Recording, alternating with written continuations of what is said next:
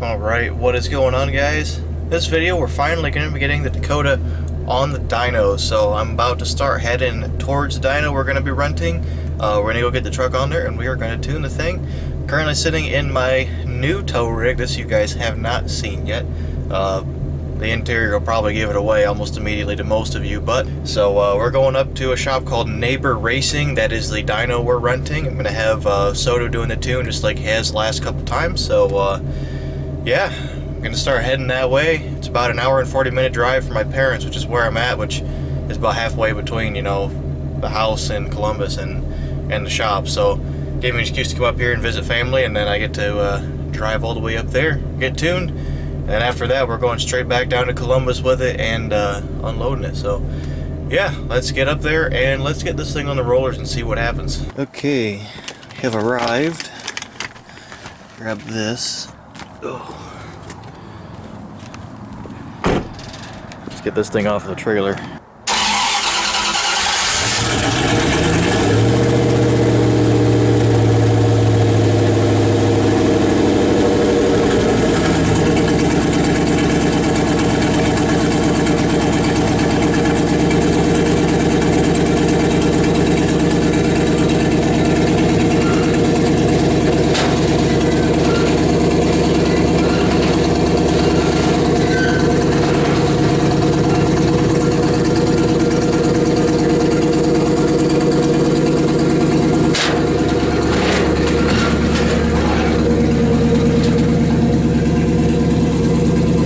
What a beautiful turd. Good.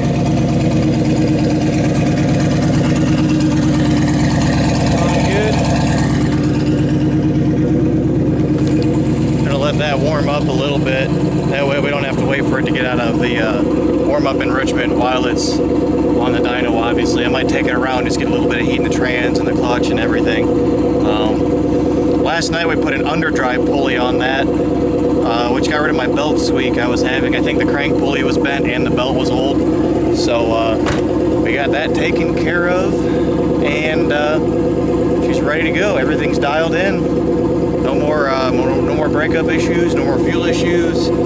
Everything is solid and ready to go. So here in about 30 minutes, I'm gonna roll that thing on, and we're gonna get this thing tuned out, get a power number, and have it all the way dialed in. Alright, we got that thing kind of warmed up. I don't want to heat soak it real bad, but I took it up and down the road real quick just to make sure nothing weird's going on.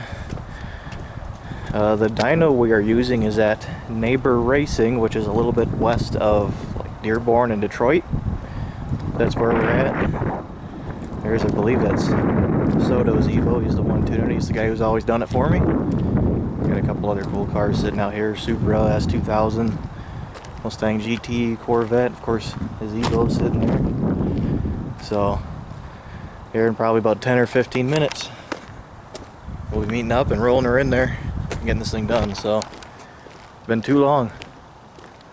Last time this thing was on a dyno was March of 2020, right before the weekend before the pandemic officially started in the United States, at least. So it's been a little while. We were literally had this thing on the dyno. Me and Nate were up at Soto's old shop, had this thing on the dyno, and we got the text message while we were there that we were going to be off work for 2 weeks. So it's been a little weird since the last time we got this thing on, but it's good to finally have it back on here and have this thing back out. So we're getting close.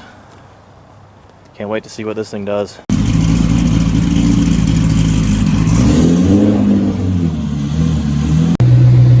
Strap down. About time.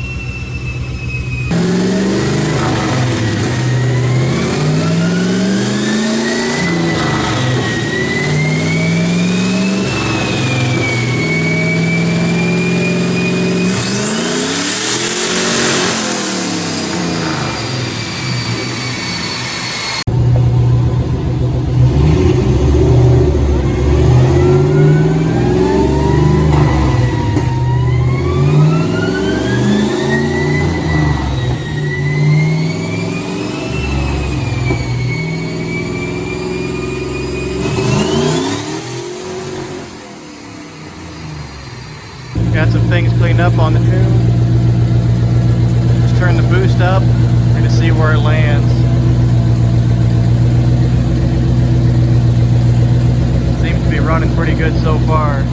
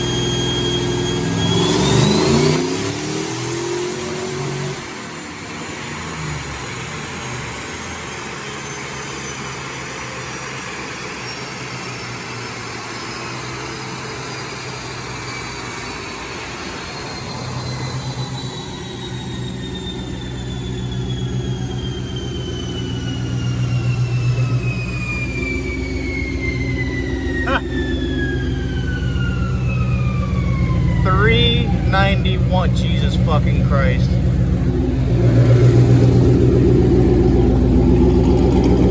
Do you want to guess? No idea what to do. 391, and the torque figure will make you shit just a little bit. 480.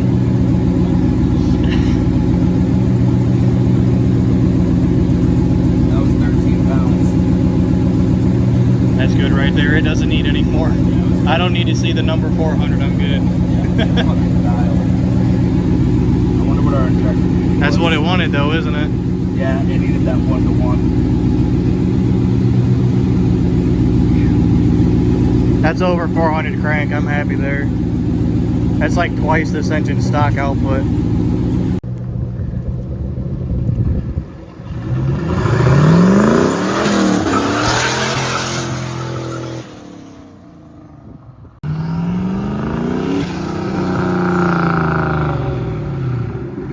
Alright, the battery died on this thing at some point, but I think it got most of the runs, and I was recording everything else on my phone. intended to bring the GoPro to do what I did with this camera, and I was going to use this camera to do all the filming, but I forgot to bring the little GoPro with me, so it should be better. I mean, the audio will be better both ways. The phone's got a pretty good camera. Let me know what you guys think of it. All the walking around footage while I was being tuned was from that. But we made 390 wheel horse, a little bit over 390, and just a fuzz over 480 wheel torque, which is insane. That truck is not, suspension wise and everything, it is not ready for that much power. So that's where we stopped. I'm probably going to turn it back a little bit. I made that power at about 14 pounds of boost. I'm probably going to dial it back to 12, and at least we're at the max that the fuel system can handle as well at that 390. So but yeah, it ran flawlessly. No mechanical issues, no issues with it breaking up. I was just able to do everything from the laptop. Didn't have to touch anything under the hood, just all tuned, and that was it. So once again, huge thanks to Soto for getting this thing tuned for me. We rented the dyno up here at Neighbor Racing. That's where he's working out of now. So if you guys are in the southern Michigan or northern Ohio area and you need a dyno tune done, Soto is the guy. So yeah, really happy with that. I got to drive it up the road here a little bit, but you got to wind that thing out into third and fourth gear to really feel how much faster it is, and that's 100 horse over what I was experiencing, you know, after initially putting it together. It's going to be terrifying. So yeah, that everything, like I said, everything went flawlessly. We didn't overheat. The wastegate was working good. The turbo survived. The engine held together. The rear end held up. The drive shaft was good. Everything was flawless. That last pull we did, we weren't making as much power as we thought. We did a pull in third gear and it made the same power, so we put it in fourth gear, left the boost controller where it was, did a pull, and that's where it made the 390 at. So one fourth gear pull, we called it there. I was ready to roll it off. Thing was making me nervous, man. That much power on pretty much a stock drive line. Basically, I've got an NV3500 5-speed transmission and an 8 1/4 inch limited slip rear end in there. There's nothing crazy going on in the back of that. Stock drive shaft, stock U-joints. There's no drive shaft loop or anything on the thing yet, so I was content with that 480 torque at the wheels. That is an insane number. How those rods are holding on. Of course, the V6 was the same way. The V6 made 350 wheel torque at 250 horse. The V8 made 390 and 480, so it's about the same ratio.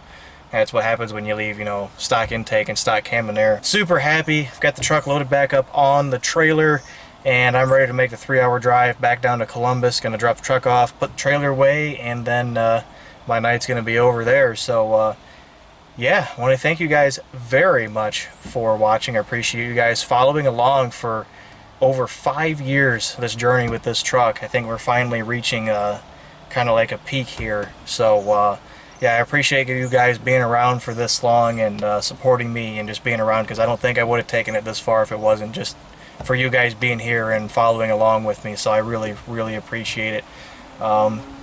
Leave some comments. Let me know your thoughts. Maybe some ideas for things to do to the rear end to try and make it hook up better and get some more stability out of the thing. So maybe some other things we didn't mention while we were talking earlier, or if you just want to reiterate something, go ahead and leave a comment down below. But that's going to be it. I'm going to end this before this battery dies again. Like I said, thank you guys very much for watching. Thank you very much for being here. I appreciate all of you. And I will see you all later.